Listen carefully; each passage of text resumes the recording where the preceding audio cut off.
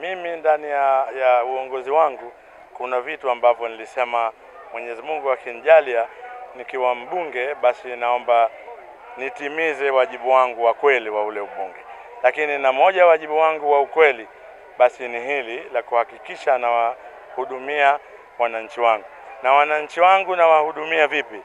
Na wahudumia kwa kufanya yale mambo ya maendeleo ambayo kama maji, visima, yote nimefanya ndani ya jimbo langu.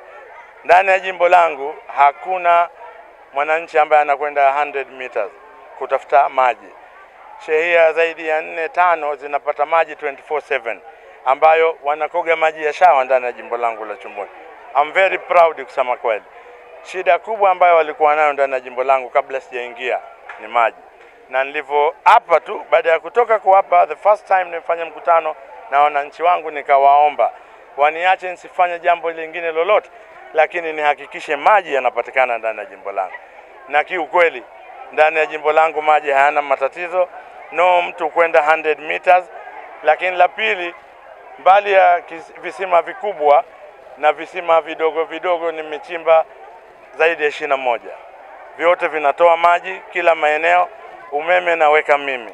Hakuna mwananchi anaunganisha wala kuweka umeme.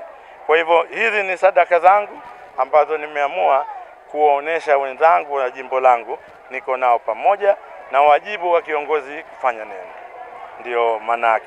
Na hili ambalo nalifanya nyinyi mashahidi, lakini na wananchi wa jimbo langu tangu nimeingia huu mwaka wa 8 wa Ramadhani ya 8 ya 9. Hii ni kawaida. Isipokuwa naongeza.